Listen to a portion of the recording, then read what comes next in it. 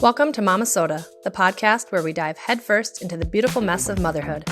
I'm your host, Monica Eickman, and I'm here to keep it real. In a world that changes by the minute, parenting can often feel like an uphill battle. We all want what's best for our children, but what that best looks like varies for every one of us. Momma-Sota is your passport to the unfiltered, unapologetic world of mommy. No perfectly edited snapshots or unattainable ideals here. We're here to share the ups and downs, the triumphs and tantrums, the mess and the beauty of being a mom. Join me as we explore the raw and authentic side of parenting. This is your safe space to vent, laugh, and learn as we navigate the unpredictable journey of raising strong, capable, and independent children for the future. Hey mamas! Welcome to today's episode of Momma-Sota. It's me, your host, Monica Eickman. I am a stay-at-home mom of 3 strong-willed children. In various About Me descriptions of my Momma-Sota podcast, I mention raising strong, independent, and capable children. Today we will explore what some of that looks like. Joining me today is special guest Claire Schleicher. Claire, did I say that right? Yes. That was the thing I was going to ask you before we started, and then I realized I was like, oops. You got it. All right. She is a pediatric audiologist and mindset coach. Whether working with women or in her own parenting journey, Claire has a passion for fostering confidence. Welcome, Claire, and thank you so much for joining us today. Oh, thanks so much for the warm welcome, Monica. I'm excited to be here with you. Awesome. So I definitely want to get into everything in regards to raising authentic and confident children, especially our daughters. But let's get to know a bit about you first. Tell us about your background and family structure. Sure thing. Well, as you mentioned, I'm a pediatric audiologist, and I specialize in working in early childhood, so from newborns up through preschool age. And then I do also work with elementary, middle, and high schoolers, but my sweet spot is in working with early childhood kids. And I am also in Minnesota, in White Bear Lake, and I live with my husband, who's also in education. So he's off with me in the summertime with our 2 kids. I've got a soon-to-be 7-year-old and soon-to-be 10-year-old, a boy and a girl, one of each. Awesome. And so you also recently started as a mindset coach, correct? Yes, I received my formal certification last month. Awesome. So with you said soon to be 7 and soon to be 10? Yep, you got it. Which is which in terms of son and daughter?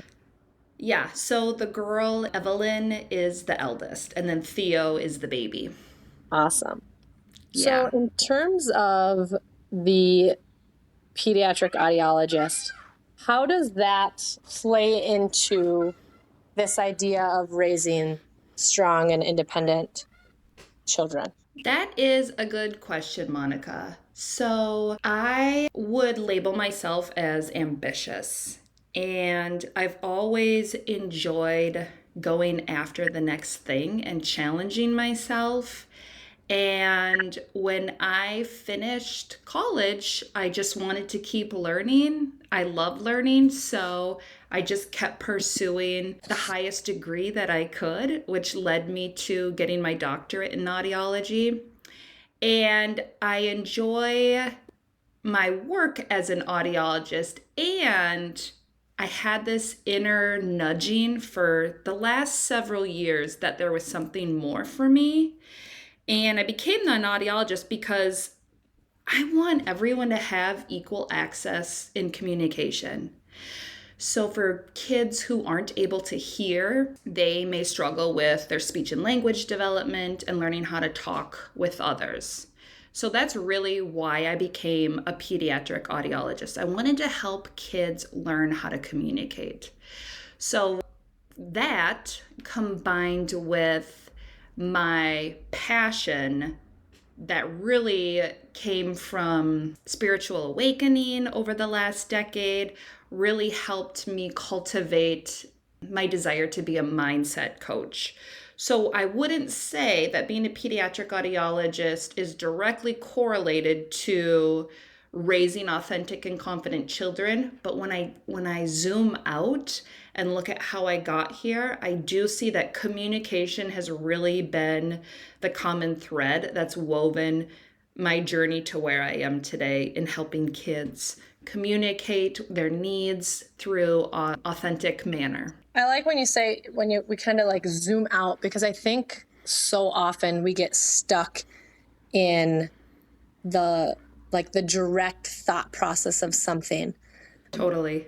But hearing and communicating, like the basis of our entire, life and existence, and even just like speech therapy and any speech delays, it's crazy, but we're seeing it right away. Like kids pick up on that, and whether intentionally or unintentionally, like the bullying begins or the singling people out, and like that right away is gonna take a hit on confidence. It absolutely is. And I think too, since COVID, we're seeing this be even more of a detriment to our young learners. A lot of families were in survival mode, including myself, right? We were just trying to stay afloat.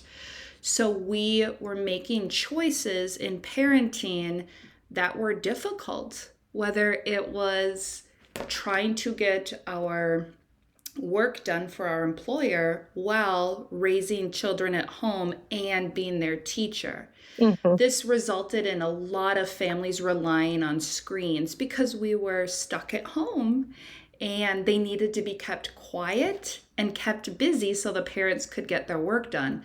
So I've seen so many kids since COVID with really impacted and delayed speech and language development from whatever COVID brought for their family, which is just one of the layers of COVID, right? Right. I remember even just with that, the first year my son started kindergarten right after everyone was back to school full time. So I didn't have to deal with that in terms of school, but even in just the lunchroom, they were saying this year we'll have 3 grades who have never gone through the lunchroom before. So it was like a wild first week instead of just that introduction with kindergarten.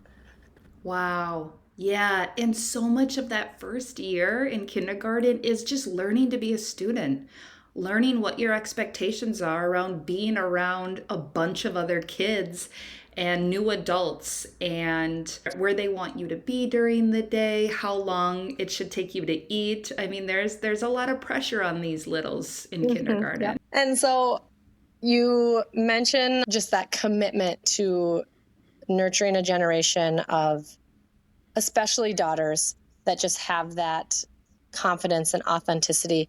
When in your parenting journey with your first being a girl, did this idea kind of start to form? When I found out I was having a girl, so when I was 20 weeks pregnant, so this is over 10 years. She'll be 10 this month. This was over 10 years ago, Monica, and I can so vividly remember when we saw the gender reveal that it was pink. I was so excited because I would label myself as being pretty feminine. My office is pink. I really lean towards femininity, and that is my authentic self. I just love that part of me.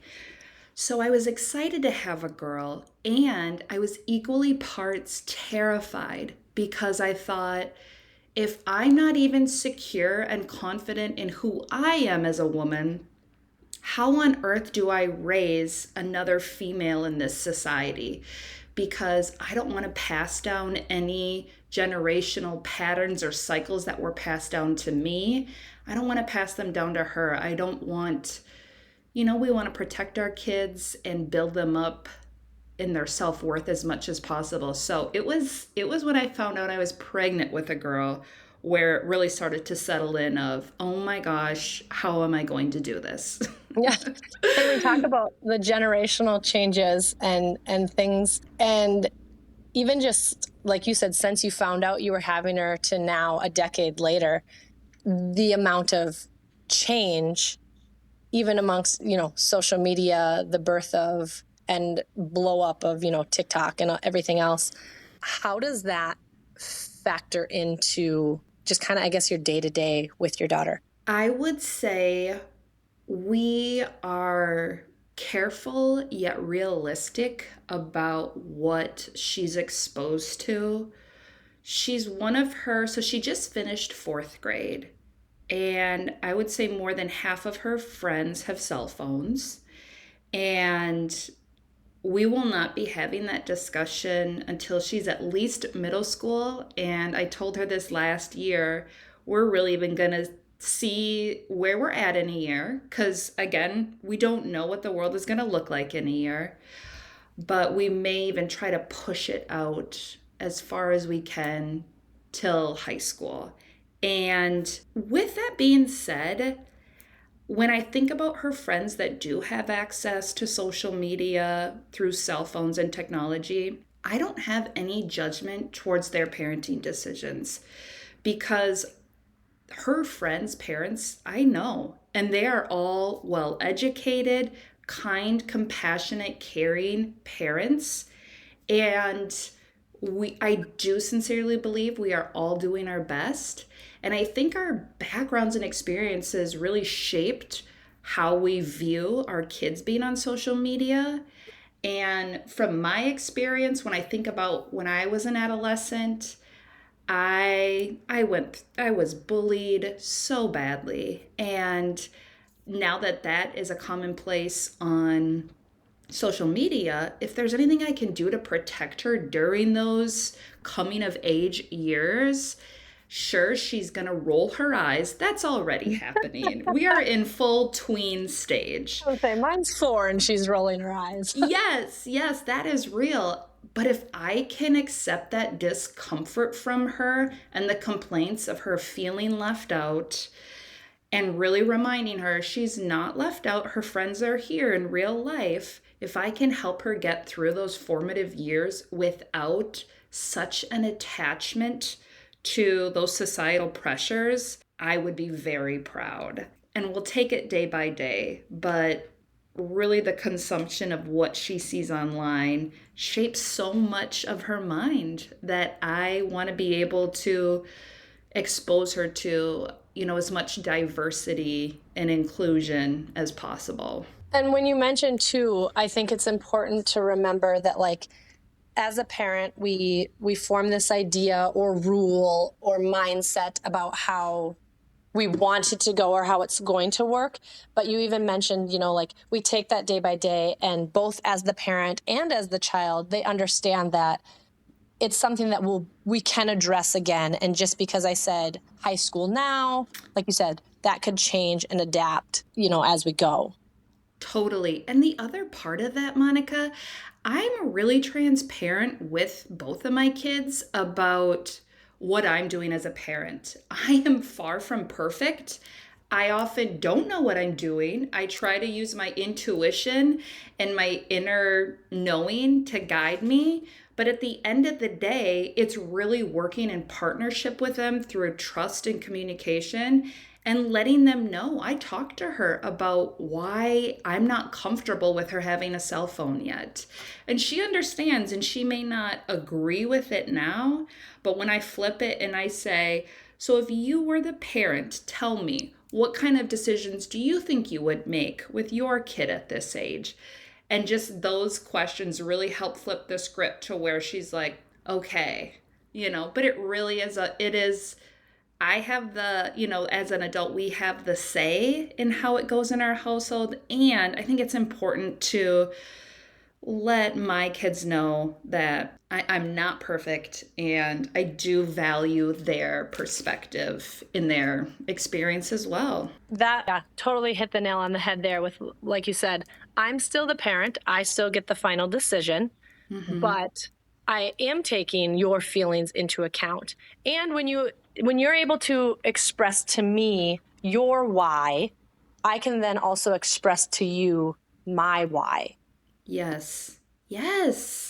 There's so much value in having that understanding and conversation with them because, each person is just inherently worthy. And even as kids, I think I see kids get mistreated or disrespected so much that they do deserve to have a voice at the table, with the understanding that it's my job to help you make choices where you're safe and healthy and understood. Yeah. Definitely. I'm reading a book, Parenting with Love and Logic, and that's kind of like a twofold piece of it is it's not just it's finding the scenarios in which we can let our child make the choice and learn from, whatever that negative experience might be, but that it doesn't have such a detriment, like you said, to their health or their well-being.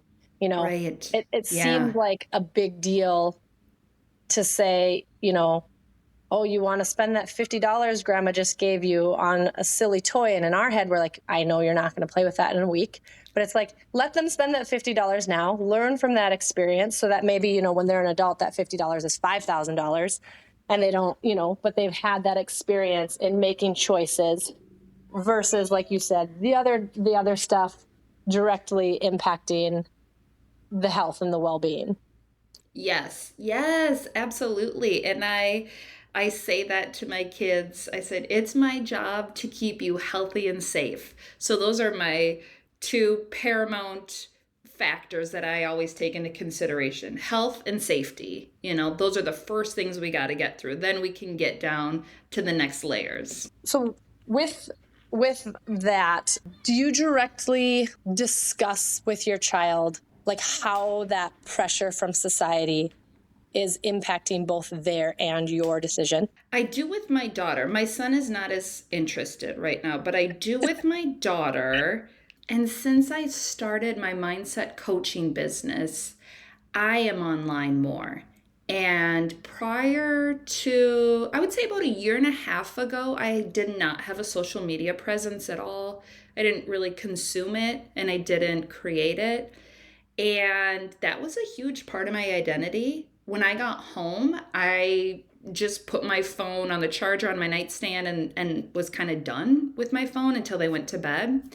So now that I have an online business, I am on my phone more and I am consuming more. And I do have discussions with my daughter about what I'm consuming and how it makes me feel. I think it's so important to talk about what we're consuming and how it makes us feel. And two things with social media that have been helpful for me with my kids. One is when I talk to my daughter about my intentions for being on social media, I say it's kind of like if you have a glass with holes on the bottom and you try to fill it up with water.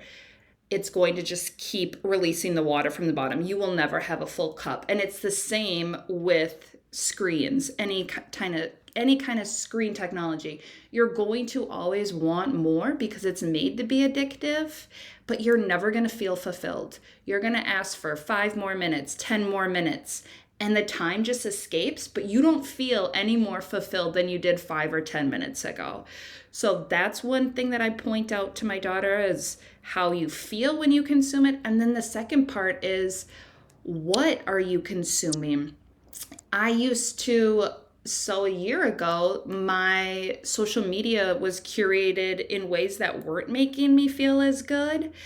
And so I was open about the discussions of, if she was near me, just talking about what I was observing and, I don't really agree with that message, or this one makes me feel kind of uncomfortable when I see that, versus, oh, look at this.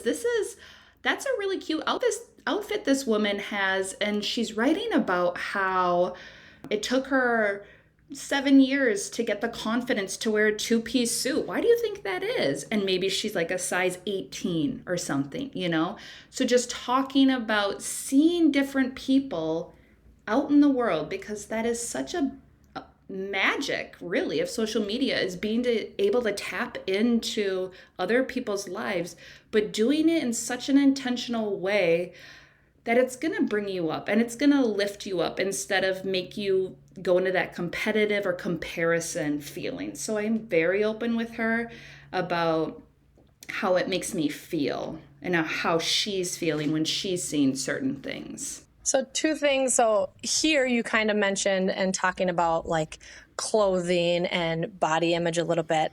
And then previously you've kind of mentioned how like your authentic self is very feminine, girly girl. Where do you see your daughter falling in kind of those areas right now, and what kind of like limits or boundaries do you have with clothing while still validating her authentic self? That is a really interesting question for the time that we're in right now, because Evelyn started hockey this year. And I don't know anything about hockey. My husband still plays hockey, like old man's hockey, and loves it. And she was also doing competitive cheer. And when she started doing competitive cheer, I had these concerns bubble up with her being in a sport where her appearance was a part of the equation. Yeah. You get docked points if your hair doesn't look a certain way, if your uniform doesn't look a certain way. So your appearance is part of the equation. And I grew up a competitive dancer, so I know how harmful that can be for young minds. And I love dance. It is in my bones. It is such a part of my soul. Like when I hear music, I must move my body. It is just, it's a big part of my identity. So I also wanted her, if she felt that as well, I want to help nurture that, right? But then I also had these reservations of her being in something where her appearance was in. Anyway, this summer, we said, well, you've got to make a decision between these two sports because they're both incredibly time consuming and expensive. So we got to figure out which one we can steer our energy in. And in less than a second, she said hockey. And I said, okay, you're sure? And she says, yep. So she naturally gravitated towards hockey. When it comes to her clothing, we talk about being sure that you can move your body in ways that you're comfortable in. You know, you don't want to be in restrictive clothing, and that all your parts are covered up appropriately. We had different clothing expectations at school, right? Like girls could not wear spaghetti tank tops or things like that. And now girls can really just wear crop tops, whatever they want to school. There aren't any dress codes. So it's very different. And I want her to be comfortable, and I want her to have respect for her body. And I'm okay with her wearing something that she has good mobility in and feels confident. So we just kind of have discussions like that, like, how are you feeling in this? And can you do your cartwheels in this? And, you know, if you bend over, is your butt crack gonna hang out? You know, I mean, all of those different conversations. Definitely, that's one. When you said, yeah, when I was in school, same thing. It was like, and I wasn't at a private school, so it's not like these are, you know, different extremes. It was just, yep, if you stand up straight and your fingertips are down to your sides, your skirt or shorts, whatever it was, needed to reach that middle finger length. And like you said too, no even spaghetti straps. And now, like you said, it's halter tops, tube tops, crop tops. And it's part of it's just, you know, society, like you said, changes, because before too, women were wearing long sleeves and skirts down to their ankles. So it's like you said, embracing that we are confident and embracing, but still, like you said, the functionality and the mobility. Yes, absolutely. And, you know, if you walk into Target, many of the clothes that are geared towards tweens could be considered skimpier. You know, they are crop tops. And it's summertime, so of course it's like the clothing is less. So that's also what we're being shown in stores, that this is what's, you know, socially appropriate. So it really is also, I'm really involved with making parenting decisions from my gut, right?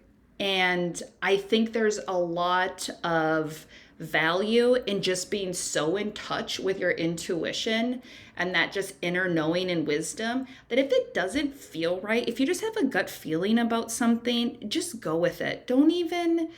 You don't even have to have an explanation, but And it's going to be different for each of us as mothers. But if your kid is saying, hey, all my friends are wearing this and I really want to get it. And if for whatever reason you just have a feeling that it's going to make you uncomfortable, I would say to be curious about what's causing that discomfort in you. What's triggering that? Is it like our own inner child wounds that are bubbling up from our childhood experience, or is it something else? But I think it's just important to be curious about that when we make these decisions for our kids. Definitely. I think, like you said, that's kind of that fine line of not just following because everyone's doing it, because that just, gets you into a heap of trouble, but also totally accepting and knowing that things are changing. And then also looking at, like you said, a lot of our parenting is shaped from our own upbringing and our own experiences, and finding the balance of, is that something, like you said, the generational things that I want to shed and change, or is that something I do want to embrace and keep going in that same direction? Absolutely. Absolutely. And really figuring out when you do feel uncomfortable about something, no judgment to yourself and no like scolding, but just like being curious about like, why is this bothering me? And just being really gracious with yourself as you explore those questions. Yeah. Definitely. With still, clothing and body image, what are things to kind of empower our daughters to embrace their unique qualities and develop a strong self-worth while still, as the parent, instilling the values and things that like we see as important? Yeah, I think that it goes back to how they're feeling and how they want to express themselves through their clothing. And in all honesty, my daughter is fine just wearing camp t-shirts and shorts. She doesn't have a desire to have, well, okay, she did talk about Lululemon yesterday. So there is that. That is real. And I don't own anything Lululemon. No shade to Lululemon, but I'm fine with less expensive athleisure. But for the most part, she's fine just wearing what she has. But it goes back to I want to wear items that make me feel empowered and that I'm comfortable in my body in them. So that's what I talk about. And I think such a valuable lesson is just showing up and modeling how you would hope for your child or daughter to be feeling when they're in clothes, and just how they carry themselves. That our kids are watching us and observing us. Monkey see, monkey do. You know that in everything that we do and say. So, I grew up with a mom who was often walking by the mirror and sucking in her stomach and, pulling back her chin to, get rid of her air quote double chin that she didn't have, and was always body checking herself like that. So I grew up doing that. And I'm not passing that on to my daughter. But keeping it real too, and talking about like, oh, I had a lot of salt yesterday and I can just kind of feel that my jeans are feeling snugger than they usually are. And that's because when I have a lot of salt, my body holds on to all this water. So I know that I haven't gained, this isn't all fat, and it would be okay if it was, but it isn't. It's water, but I'm feeling uncomfortable. And talking about that, because there are plenty of days where we're going to be feeling uncomfortable in our clothing. And how do we work through those? So I think a lot of it just has to do with modeling. And with that, modeling how we want to feel. And this is where the mindset piece comes in of it's really embodying that identity of what you want to portray for your kids. So if I want to raise a confident daughter, then I want to model being a confident mother. Well, if I am not feeling confident in my skin one day, and if I'm having a poor body image day, because again, I'm human and I'm woman, so I have, cyclical hormone cycles, I talk about that with her. I talk about, oh, I'm just feeling this kind of way that today, and I think it's because of this reason. And yeah, I'm observing that and I still love my body. And you know what? I think a walk would really just help move some of this stagnant energy in my body around. So just kind of talking about how our body and our mind is connected, but just again, modeling those behaviors with our kids is so valuable. I like what you said with just being confident doesn't necessarily mean that like you said, that you're perfect and that you don't have an off day, or, a pimple doesn't pop up, or a certain article of clothing doesn't make you, feel good in what you're wearing. And being able to express that side too, but talk through, not saying, oh, I can't wear these jeans, I'm too fat, or, I don't feel comfortable in these jeans, I'd rather wear this pair of jeans. And finding, like you said, what is that piece that's contributing to the way that you're feeling, whether it be, the salt, or you're feeling lethargic because you haven't fueled your body with, energy efficient foods. And just the confidence doesn't necessarily mean that everything is just perfect. Right. Okay, so some of that cut out, Monica. It was, so I did not hear all of, yeah. Nope, that's all right. Do you still have your count up though? It says 99% uploading. Okay, hold on one moment. Is yours stopped? No, it says recording, and it says that we're like 33 minutes in. Okay, perfect. And it's still counting up? Yeah. Okay, excellent. I think that it was, because mine spun and said connecting, so I think just part of what I said, what you didn't hear, that piece I don't think recorded, but I think we're good then. Perfect. Okay, so I'll just kind of say some of that again. So what I was saying is I love that you talk through being confident doesn't mean that everything's perfect and you feel great all of the time. You might have an off hair day, you might have a pimple pop up, you might, whatever that is. That doesn't have to kill the confidence. That just means, like, what change do I want to make? Is it, like you said, I don't like these shorts because they feel short, or they're, pulling here. So just finding and remembering that confidence doesn't mean and equal, perfection in everything that you wear, do, look, see. Absolutely. You said that so well, Monica. I'm a former perfectionist and people pleaser, so I spent a lot of time and energy healing from those behaviors. And many years ago, my daughter must have been about 6 or 7, she did one time say to me, "But Mom, you're just so perfect." And that made me pause and think about, I wonder what she sees as me being perfect. And that's when I realized I need to bring in more of my struggles. And my struggles that I share with her are all things that I think most mothers struggle with, right? Like, I don't know what we're going to have for dinner tonight, and I'm feeling, a certain way about this. But that kind of like gave me the green light to say, okay, maybe I have shielded her from seeing my imperfections, and that I need to talk about what I am struggling with, because every single person is working on something, right? We're all dealing with something difficult in our lives.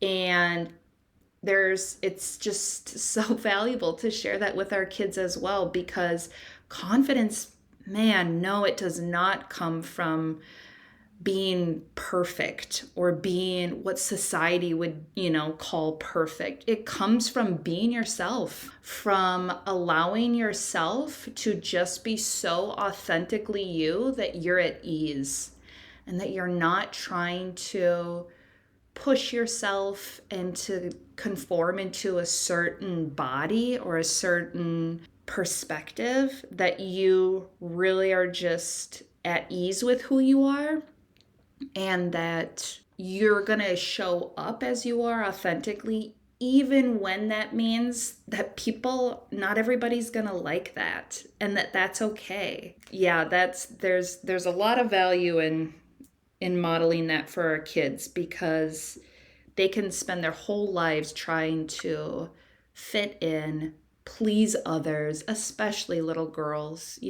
There's a lot of conditioning for females to, be polite, well mannered, well disciplined, and just look a certain way. And we just really don't want to dim their lights. I think the piece that you struck a note with is just like the people pleasing, and not everybody has to like you. Not everybody is going to like you. Like, that's just the nature of the world. I don't like every person I've met, and it doesn't mean that they're a bad person even, it's just like, Right. For whatever reason, we don't mesh, and remembering that being authentic to yourself is really the most important, over trying to fit into whatever group, club, vision. Yeah. You're going to be with yourself your whole life. So when you can get right with yourself and to just have that self respect, worth, love, you're going to be set for life. For sure. And also with that, Monica, saying that, we're not going to like everyone. They may not be our cup of tea or our vibe. And also, I can have respect for you. Even the people in this world that we really strongly dislike the most, you're still a person. You still have inherent worth. You're just not for me. And then let's move on. Exactly. We don't have to spend any energy there disliking anyone. We just move on. For sure. With finding that confidence and true authentic self, how would you, I guess, direct mothers who are struggling with, I think sometimes, and we don't realize it, but we're reflecting our own self-image onto our children, whether we want them to be, the athlete, or we want them to be the beauty queen, or we want them to be, just how would you address kind of finding, how am I trying to put this? Just for a mother, I guess, to like step back and allow their child to blossom in the way that is their true self. Yeah, and I think it's so interesting because even before we became mothers, we probably had an idea about what our kids were going to look like, what our kids were going to be like. And then when you actually have the kids and they're not that way, it kind of blows your mind. And for me, with my daughter, it started with when I was in labor and they said, oh, she has red hair. And there's no one in our family with red hair. And I was so puzzled. And my husband, who's got brown hair, brown eyes, I'm blonde hair, blue eyes. We look at each other and we're like, red hair? Like, what? We had this vision, right? And so right away off the bat, it was, okay, this is literally nothing that I expected. And it shouldn't be, because you are not me. We are separate beings. And you're not on this planet to relive or live out any of my dreams or hopes or aspirations. You're here to do what your sole purpose is. So I think from the beginning and this is challenging. This can be so challenging. When my daughter wanted to stop dancing, a part of me was sad because I just kind of thought she would want to dance like I did. But then quickly moving on and saying, that's her, that's not me. And how lovely that she can articulate her needs and desires instead of feeling like she has to stick with something that is not aligned with her. So I think it is just so important to see what lights our kids up. Is it art? Is it theater? Is it math? Is it being around kids? The other thing is, I'm pretty extrovert. My daughter is not. And she will say to me things like, I need a social break, or there's a lot of people here. I don't have energy to be here long. And I'm thinking, oh my gosh, I don't know people in their 30s or 40s who are not that self-aware of their own needs Mm-hmm. and seen energetically of, oh gosh, this is too much for me. Whereas for me, I'm like, what? The party just got started. Come We're just on. going. We're just getting started. So I think just seeing what is aligned for them, what comes natural to them, or do they want to put energy in that area because they enjoy working on that skill or that develop whatever it is. But it's really just nurturing what their interests are and doing it in a way of like no judgment. And it's okay if you fail too, because we all are beginners and we all have to start somewhere. And even if it's not easy for you, but you enjoy working on it, that's when you know that you found something that you're really meant to be doing. I love that you said, see what lights them up.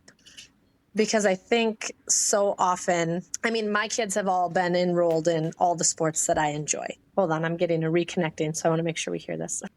Come on, phone. All right. You still hear me now? Okay. Yep, you're good. I was going to say, no, you said, see what lights your child up. And I think that's so important because, yes, my children have been enrolled in all of the sports that I enjoy and I liked. And we talk about, like once you're signed up for something, you have the commitment to follow through on the season.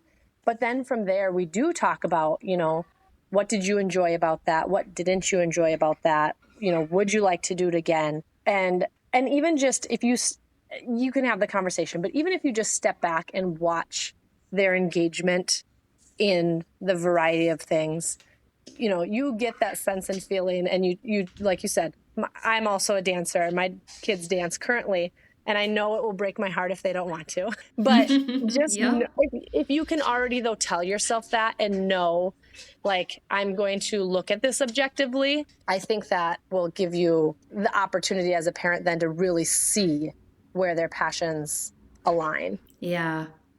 Yeah, I think you're right, Monica. For many of our kids, they're either telling or they're showing us their path. And if we can just help nurture them and support them, then we've done a good job. Yes, telling or showing. And then that's where it's like, did you, as the parent, did we look and listen? Yes. Yes. Absolutely. And that's a hard skill. That's a hard skill because we, again, may have different perspectives or views on how things should go. And if they don't go that way, how open-minded are we going to be to take a step back? Again, that zoom out. I think just mothers in general, we're so zoomed in to our lives and our children's lives. We're just so knee-deep in the everyday that it can feel heavy, just all of the responsibilities that we have. And if we just zoom out and look at things from a higher level, we can see and assure ourselves, okay, here's the big picture of things, and this is what I'm seeing at this perspective. I think that's a helpful way to look at how we can listen to our kids too. I love where we've come with the whole conversation here. We've kind of come full circle now with just the same viewpoint of zooming out. We talked about that at the very beginning, that like sometimes when you're so in, thinking of one thing and you don't see the greater impact of all of that when you just zoom out and look at it from a wider lens. So I'd say with that, we'll wrap it up with, what would be any last thoughts or pieces of advice specifically for mothers raising their daughters? I can't hear you at all, but my ticker is still going. Sorry about that. Let's see. Can you hear me now? All right. What about now? No? Yes? There No? we Maybe? go. Yep. Yeah. Okay. Yep, I can hear you now. Perfect. I was going to say, I feel like one of those, I don't remember which one it is, but the cell phone commercial. Yeah. Can you hear me now? So I just think like I said, we kind of went full circle on that with zooming out from the immediacy of any area and looking at something from a wider lens to get more of a full, complete picture of the greater impact, really. So wrapping that up, I guess my last question would be, what would be your biggest or last piece of advice for mothers who, want to empower their daughters to embrace those, unique qualities and develop a strong sense of self-worth? I think a valuable thing that we as mothers can do when it comes to helping our kids have that unshakable confidence is to really encourage them to get in touch with their self, whether it's their body, their mind, or their spirit, but really showing them clues throughout the day about your hunger, your energy levels, maybe you're feeling really strong and powerful, but you feel kind of disconnected in some sort of way inside, just really getting to know yourself and what your needs are. And starting that at such a young age is so valuable, because when they are able to show up as they are and with no perfection and just as they are in that energy of that day, that's enough. And just to keep modeling that being your true self, and that you are really just perfect the way you are. I love that, Claire. And just so all of you mamas listening, what we said here is, if you want your daughter to be confident and authentic and be her true self, it starts with you. You have to be your confident yourself and your true authentic self. And that's going to be the most direct impact on your child being that same way. Absolutely. There's a lot of power in modeling for them. And moms are worth it. They're worth living that healthy and happy life for themselves too. There it is. You heard it, mamas. Are worth it. So that's a wrap. And until next time, keep doing your best. Thanks, Monica. Thank you for joining me on this roller coaster of momming right here on Momma-Sota. I hope you enjoyed our candid conversation about all things parenting, where perfection is left at the door and real life takes center stage. Stay tuned for more heartfelt, unfiltered discussions in the next episode. And if you haven't already, don't forget to subscribe, rate, and review Momma-Sota on your favorite podcast platform. Your feedback means the world to us. Until next time, this is Monica Eickman signing off. Keep rocking that mom life, and remember, you've got this.